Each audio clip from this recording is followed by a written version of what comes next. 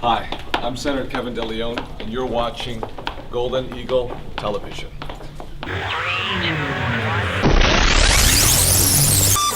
Welcome, ladies and gentlemen, from around the world to the Eagle's Nest. I'm your host, Evan Nelson.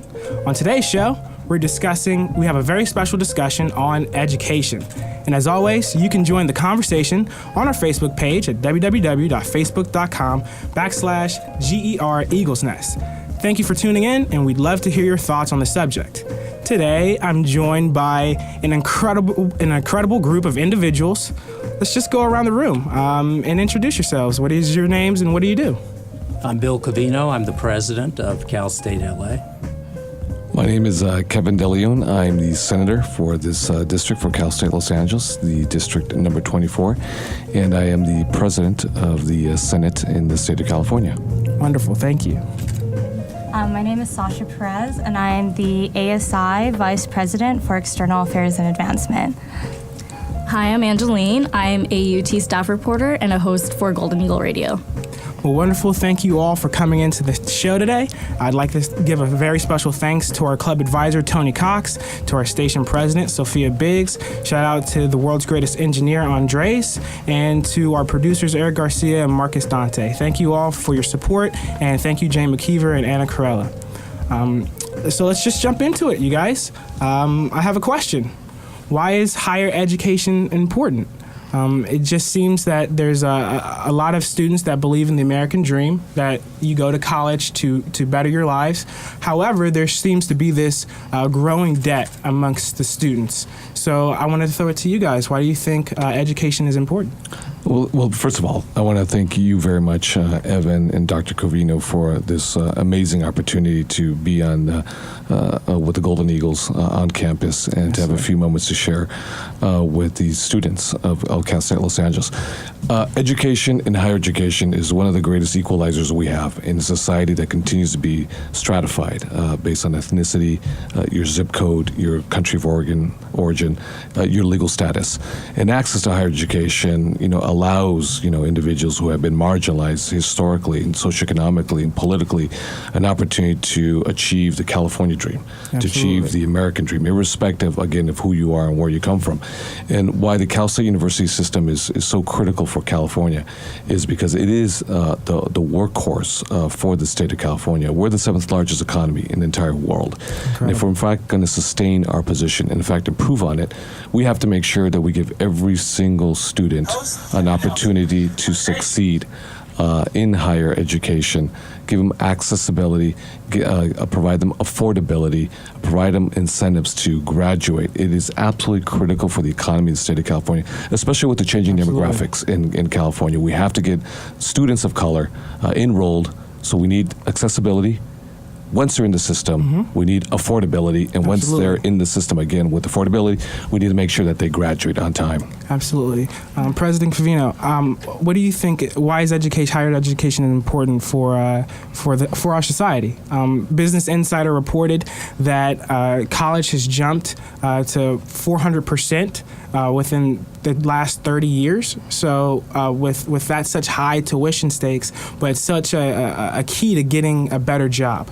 So why do you think education is? Well, fortunately, in the California State University system, there is such a commitment to student success and affordability that tuition is much less of an issue than it is anywhere else. We provide substantial aid to our students. At Cal State LA, that's especially important because we have the largest economically disadvantaged student population in the system.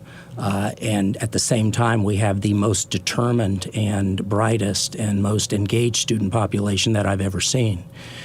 It's important for them to get this access and get this chance. We don't want to have to say no to any student who's qualified to come to Cal State LA or any CSU.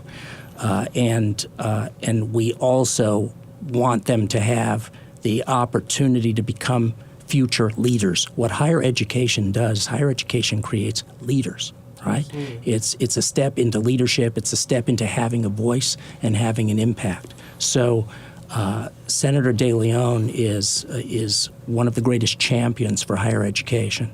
that Thank you for I've that. ever encountered, and is certainly putting his policy efforts and his legislative efforts solidly on the priorities that higher education offers. So, Absolutely. we're delighted to have him here. I'm delighted to have him here. I'm always delighted to meet with him. He's been so very accessible, and to the presidents of the CSU and to all of us who are interested in making a better future for our students. Wonderful, and it's truly an honor to have you here on behalf of the University Times, Golden Eagle Radio, and Golden Eagle Television. It's truly an honor to have you on our campus. Now, let me today. just underscore one thing. On the contrary, for me, it's a deep honor to be on Golden Eagle Radio and to be with the students here at Cal State Los Angeles. So on the contrary, You've just melted my heart, sir. Thank you very much. Sasha, you're about to graduate now. There was the statistic that 9% of college graduates under the age of 25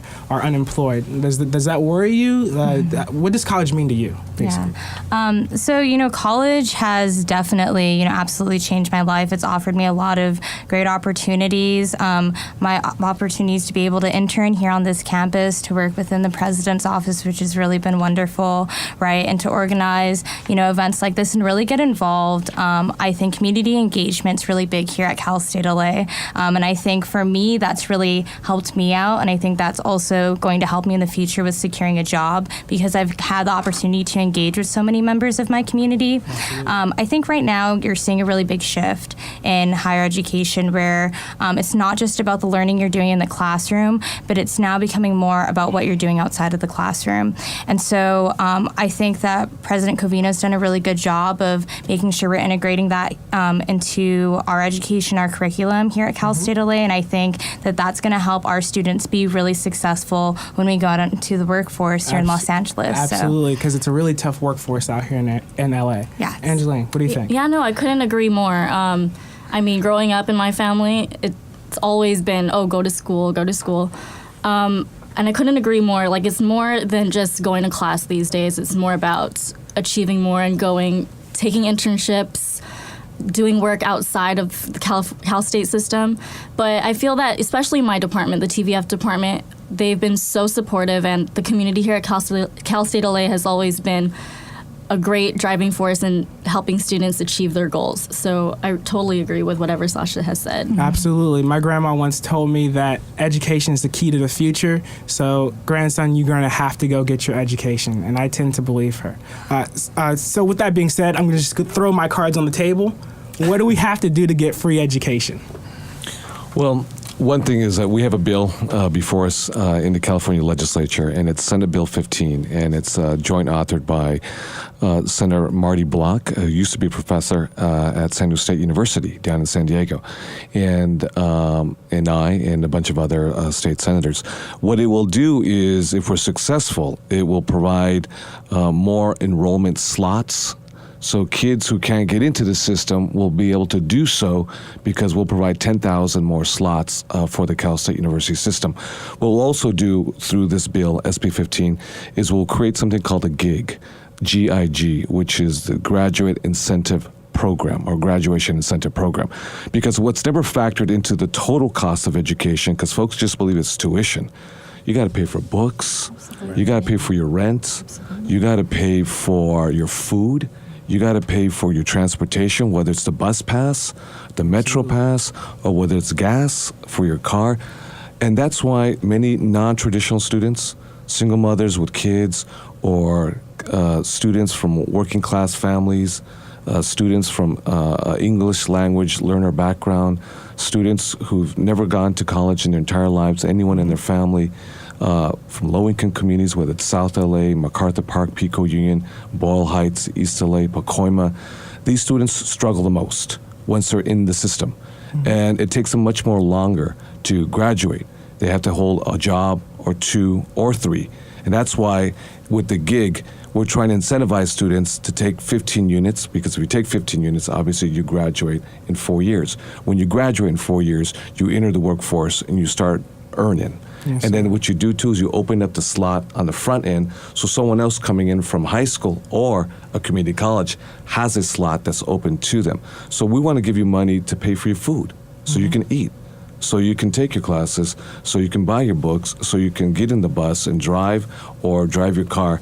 And I think that's Yes, sir, a Senator. valuable amount of dollars that we can provide to our students. Yes, sir. You're listening to the Eagle's Nest only on Golden Eagle Radio, and we're discussing education. President Convino, so with the gig and the incentive plan, I always personally thought the incentive to go to college was the better job, the nicer life. I think in your bill SB 15 that there was still the statistic that if you do go to college, you still will earn more than your partner who doesn't end up going to university. So do you think that's just enough, or I thought that was the whole reason to go to college, just to better yourself? Do you think there should be an incentive plan? I think saying to better yourself is a good way to put it, but that's a very broad term, right? Yes, we sir. better ourselves in all kinds of ways. We develop new relationships. We become familiar with ideas and perspectives that were alien to us to begin with. We begin to reach out to other communities and ideas and create a network that is a powerful one, and the earnings certainly are increased. I mean, only 7% of the world's population holds a university degree, and that's a stunning statistic, I think, and one that I recite to our students at graduation every year, because they are, as they graduate, becoming part of a small and powerful set of voices for the future. And that's a reward as well. Absolutely. Go ahead, Angeline. So just going back to the graduation incentive grant. So from SB 15, your new bill that is supposed to go follow through, it's supposed to award students who complete a total of 30 units by the end of their first year with up to $1,000. So I guess my question is, would replacing the middle class scholarship with the graduation incentive grant, would it ultimately help students on CSU campuses? What we want to do is we want to repurpose some dollars. We don't necessarily want to dismantle altogether the middle class scholarship program. We want to stretch our dollar and bring the most value to all students, not just one narrow sector, but to all students. And with our gig, as well as open enrollment, not open enrollment, but I should say more enrollment slots, all kids will be able to participate. Not just middle-class kids, but middle-class kids as well as working-class kids, as well as the poorest low-income kids, Cal Grant B kids. I was a Cal Grant B. I was the first one to go to college in not just my family, but my entire roots, family generation, period. My mother went to the third grade. She just went to the third grade. My two older siblings never graduated from high school. So it was college, higher education that gave me an opportunity to succeed. I was never an honor student. I was never an ASB president. I was never a summa cum laude in high school, advanced placement, so forth. I had people who believed in me. I had people who gave a chance to me. I wasn't that one individual who was valedictorian. So other people took a chance on me, and people who were other elected officials fought, for programs that would allow a college campus to take a chance and say, hey, you perhaps don't meet the A through F, A through G requirements. Perhaps you don't have the GPA that's required for entrance, admissions. Mm-hmm. You don't have the SAT scores, but we're going to take a chance on you, and we're going to invest in you. As a result, today I'm the president pro tem of the California State Senate. And if it wasn't for these programs that gave me an opportunity, I can state very clearly, I would not be a state senator today. And let's leave it right there really quick. We're going to take a quick break, but I know you want to spin some tunes, Senator, so... That's what I'm here for. That's what you're here for. That's what we're all here for. That's actually what I came here for. I'm DJ KDL. Well, DJ KDL, we're about to go into our mixed break, so please, can you choose two songs to go into mixed break with? Well, two songs. One is from Kendrick Lamar. Kendrick Lamar is from Los Angeles, from Compton specifically. Absolutely. One of my colleagues, State Senator Isidore Hall, about 2 weeks ago, brought him up to the state capitol, gave him a special recognition on the Senate floor. One song that I like, especially from Kendrick Lamar, is I, because to me it talks about what I interpret is those who are marginalized, those who are low and down on themselves, low self-esteem, for a whole variety of reasons, socioeconomically, politically, dysfunctional family, whatever it is. Addiction issues, all the obstacles that we face as human beings, that we got to believe in ourselves still, and we have to overcome this still, and you got to have faith and hope. I love myself. I love myself. You got to love yourself. Absolutely. Even when folks are not loving you, you got to love yourself. And the second one is Tijuana Sound Machine by Nortec Collective. I'm from the border region, Tijuana, Baja California, and Logan Heights in San Diego. They're right next to each other, and it's sort of kind of where I'm from, and it's a reflection of the eclectic sound of Tijuana. Wonderful. We're going to cool off for a bit, but please continue the discussion on our Facebook page, www.facebook.com/GER Eagles Nest. You're listening to the Eagles Nest, only on Golden Eagle Radio.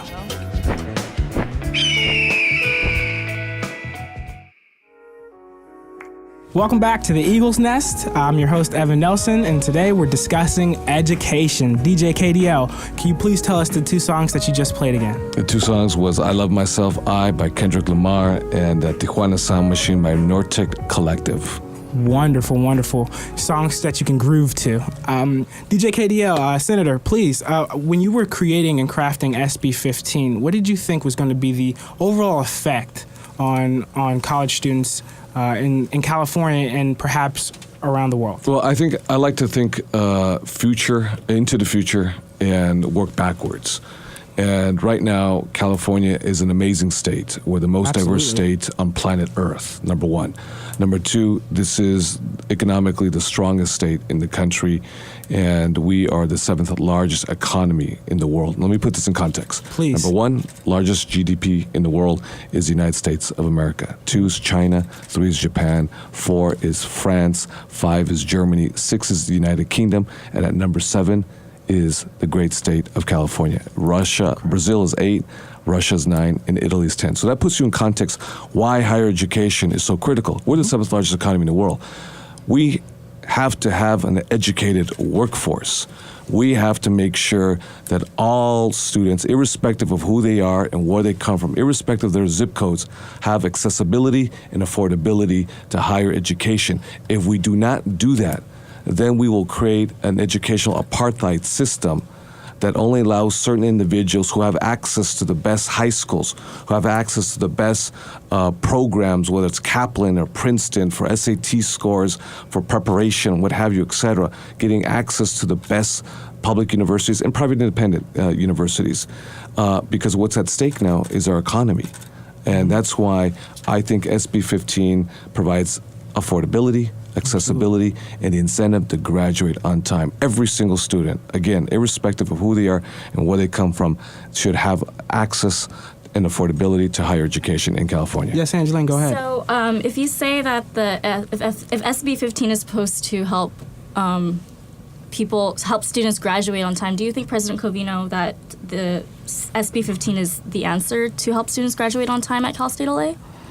I think it's the most thoughtful piece of legislation on higher education that I've ever seen, and it does have all the bases covered. Those incentives are crucial for sending the message to all of our students, whether they qualify for the incentive or not, that we're here to give them our hand and help them pull them forward, right, into success. And the reward, which has been talked about several times here, for the state of California is tremendous. Every dollar that's invested in public higher education in California brings back $5.50 to the state of California. That's a return on investment I'd certainly like to have. And our students are also graduating having learned how to give back, how to be part of their communities, how to create and transform the future. So that ethic of giving back and generosity, that also is part of the fabric of the state for every one of those 10,000 additional students that we admit via SB 15. Absolutely. Yeah. So, you're listening to the Eagles Nest only on Golden Eagle Radio, and we're discussing education. Go ahead, Angela. Oh yeah. So I was just going to follow up on that. If the incentive of the graduation incentive grant passes through, will more classes be available for students to take? Well, of course. I mean, because what we want to do is accept students who we can support. And SB 15, the dollars that are embedded in that bill will allow us to both accept more students and support those students with classes. Awesome. Go ahead, Sasha. Yeah, so, here at RAS on this campus, actually, we passed a resolution in favor of SB 15. Thank you. Yeah, so just because we thought that it was so thoughtfully done, like the president had mentioned. And what I really love about it and what I think it's really going to do when it does get passed, not only is it giving money to the CSU, right, and offering them funds so that we can work on things like some of our deferred maintenance, which we really need some help with, but it's also Student giving media. some, exactly. It's in, student media, other funding efforts that I think the university could really take on. And then on top of that, it's also offering money to students themselves. Because when you look at the type of student that comes into the CSU system, it's a student that's usually a first generation college student that's coming from a low income background. And these students need a lot of help. They need a lot of assistance. And I think coming from, where Kevin de León, where you've come from, you really understand what it's like to be a CSU student because you're coming from a very similar place. So I could really tell that by your legislation, and I really think it's going to help out a lot here in the state. We're going to hit a college grad deficit in 2025 of 1 million college graduates. So we're going to desperately need those students. And so the faster that we can get them out of the CSU, the better, and the more support that we can give them so that they feel fully prepared to be here and that they're getting fully involved in the university, the better. Senator, do you have any final response to that before we go back into the next break? I love what Sasha said because we're going to have a college graduate deficit. It's projected by the year 2025, 10 years forward, we'll have 1 million less bachelor degrees because of the lack of affordability and accessibility in our higher education system. And the one thing I really loved what Sasha said with regards to my background, my story is not unique. And I want to underscore and emphasize that. My story is a story of thousands of students on this campus, the Golden Eagles, on all other campuses in the Cal State University system, as well as the UC system. There is a lot of, and I don't like to speak about myself in the third person, but there's a lot of Kevin de Leóns in Boyle Heights and East LA, Black, Latino, white, Asian Americans, and so forth. So my story is not a unique story. My story is a story of tens of millions of young men and women throughout the state of California. Absolutely. If we provide them that real opportunity to succeed, they're going to just, like a golden eagle, they're just going to soar high. Absolutely.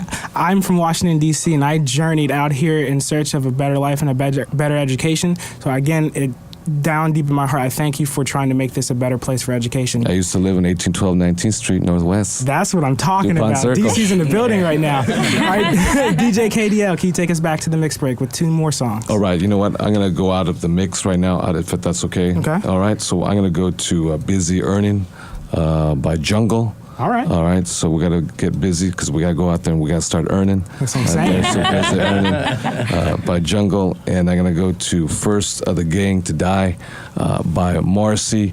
It's a shout out to Senator Ricardo Lara, who grew up in East LA, Garfield High School. It's a shout out to the Latinos of East LA and the bond that exists with Morrissey. And the First of the Gang to Die is about a young man, obviously, Hector, who, had a troubled life and unfortunately passed on. But it's a story of so many lives of young men and women who never had real opportunities to succeed. So it's a shout out to the crowd who loves Morrissey too in East LA. Wonderful. And as always, our listeners, you can join in the discussion by going to our Facebook page at www.facebook.com/GER Eagles Nest. It's the Eagles Nest, only on Golden Eagle Radio. Welcome back to the Eagles Nest, only on Golden Eagle Radio. I'm your host, Evan Nelson, and again, we're discussing education. Now, this is going to be slightly the same route of education as we're talking about the life on campus and 2 of your bills, Senator, that you've created, SB 695 and then SB 967. To regulate how universities across the state deal with sexual assault and the teaching of sexual assault to high schoolers in health class. So can you please tell me, how did that all come to be? the history behind it? Well, SB 967 deals with sexual assaults, and it's the yes means yes sexual assault measure, first of its kind in the entire nation. And I had some very courageous young women who were victims of sexual assault, who were victims of rape. And they opened up, and they were so courageous to share the horrible trauma that they endured on college campuses throughout the state of California.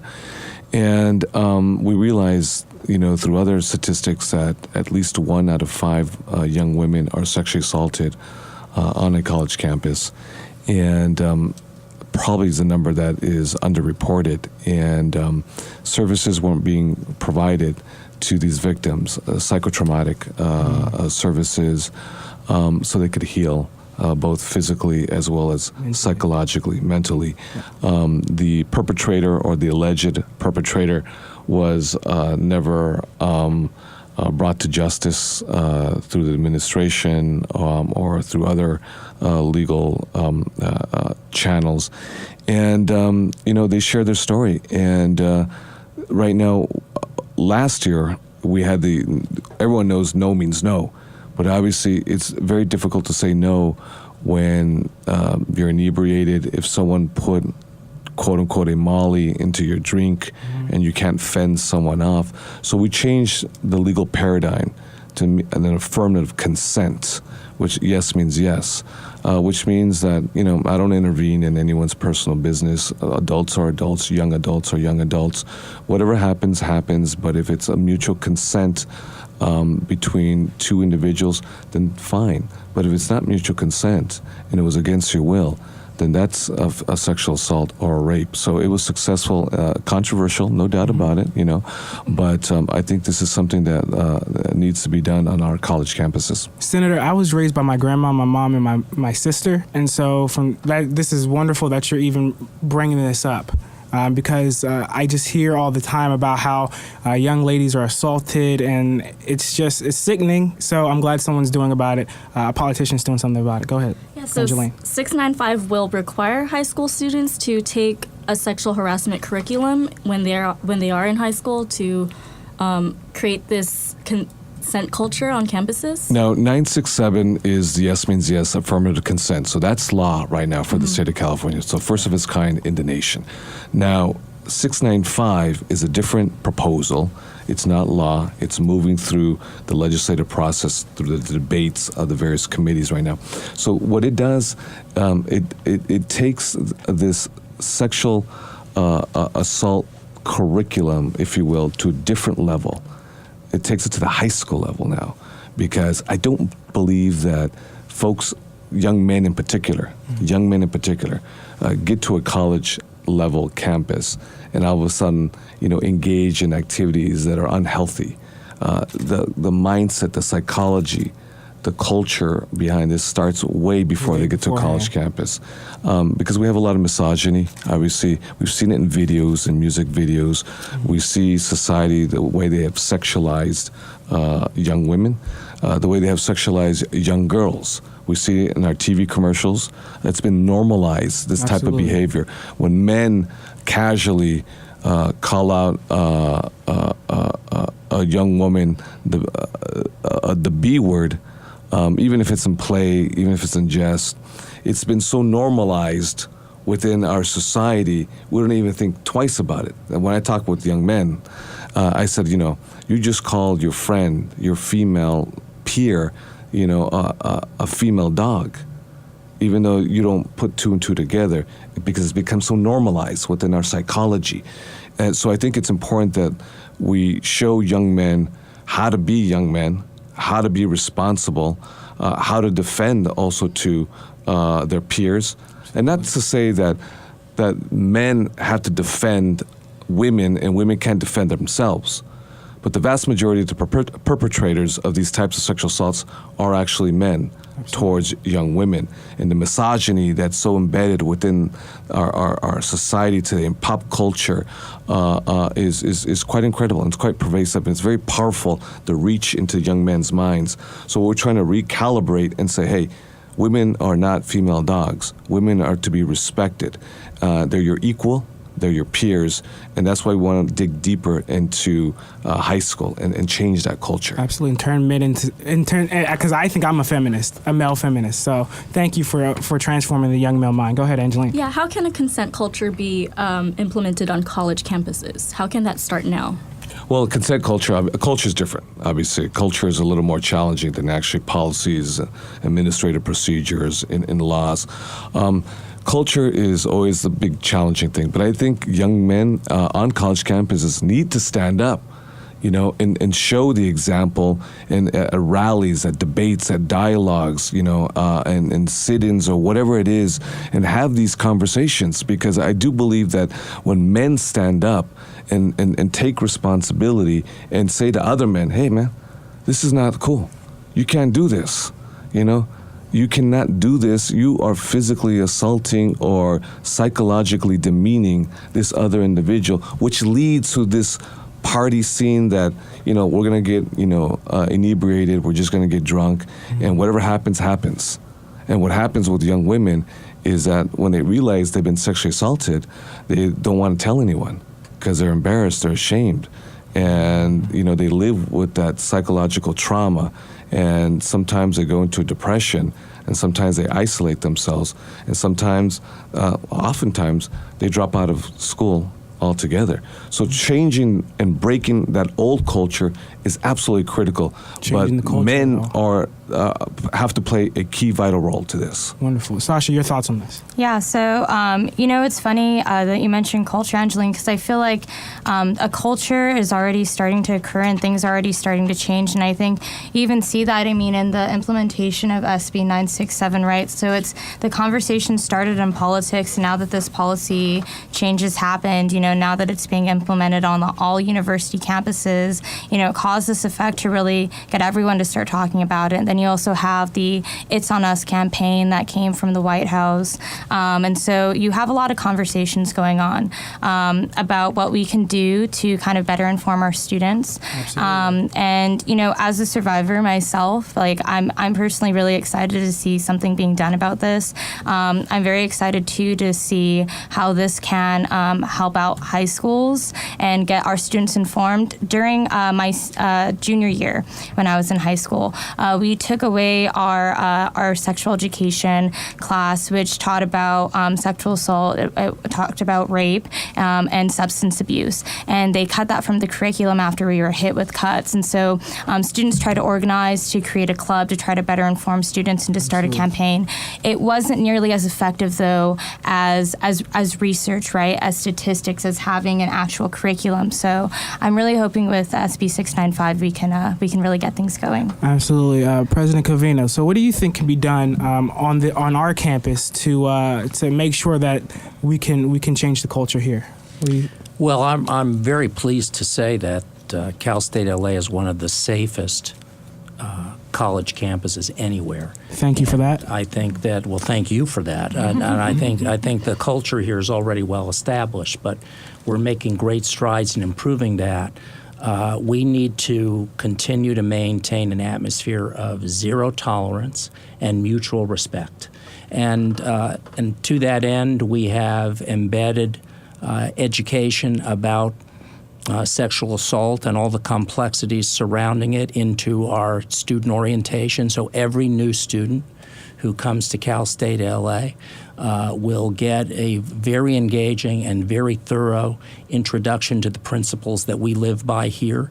I think that's going to make a great difference. And all of our continuing students have been part of forums and group discussions with our healthcare folks, with our public safety folks that are really making a difference. Yeah. Yes, sir. And that was a very heavy topic, so let's take a break after that. So, DJ KDL, can you play us our final mix songs? All right.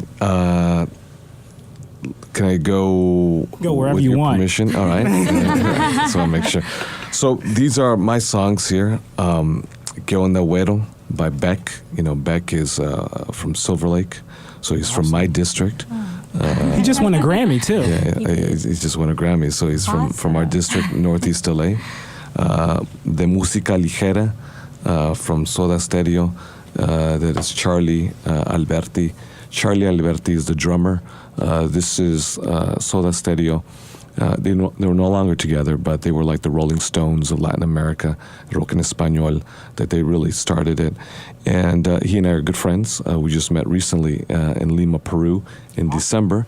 I headed up a delegation to the COP20, the Conference of Parties 20 United Nations Climate Change Conference. And he was about to meet with the Secretary General of the United Nations, and before that, he requested a meeting with me. Incredible. And we met, and we just kicked it off because he and I care deeply about climate change, about the harmful pollutants and harmful emissions of carbon into our atmosphere, how it's destroying families, cultures, economies throughout Latin America, here in California, how our young children are breathing harmful pollutants into their lungs.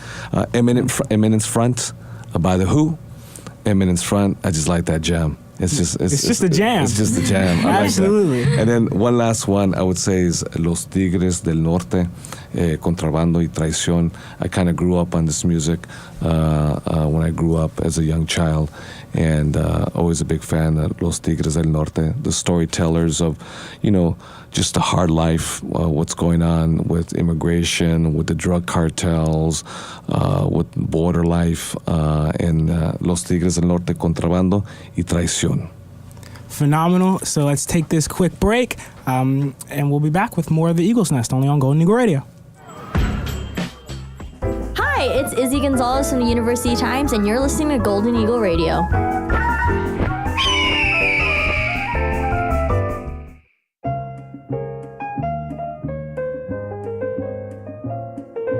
Welcome back. You played 4 songs there. Can you rename those songs for me? Let's see. There was Que Onda Güero by Beck, Silver Lake, Northeast LA. De Música Ligera by the Soda Stereo, Charlie Alberti, my friend, who is the drummer. Eminence Front by The Who. And Los Tigres del Norte, Contrabando y Traición. What a mix. Special thanks. Thank you, Senator, for coming out and coming to Golden Eagle Radio, the campus of CSU LA. It's truly an honor to have you in on the show. I'm going to stand up right now, shake your hand. Thank you. Thank you so much. Thank you. Thank you. No, thank you. President Covino, thank you for coming in Always as well. glad to be here. Sasha, Angeline, thank you for all your help as well. You guys have any closing remarks as we end this discussion on education? I just want to say thank you, DJ Evan, thank you, Sasha, and thank you, Angeline, and a very, very special thank you to Dr. Covino. We have worked very closely. We've had dinners together. We have met in my district office in Echo Park on Sunset Boulevard. We have met just recently up in the state capitol. He's been a true champion to fight for more dollars for Cal State Los Angeles, so I want to thank you for your leadership. Shake your hand too, sir. Thank you for your leadership. You're the man. All right. All right. Special thanks to the President Sophia Biggs. Special thanks to Club Advisor Tony Cox. You taught us so well. Shout out to our engineer, best in the world, Andres, and to the world's greatest producers, Eric Garcia and Marcus Dante. Thank you so much. And remember, when you don't feel like you're being heard, you always have a voice, and we can hear you. So keep talking and be good.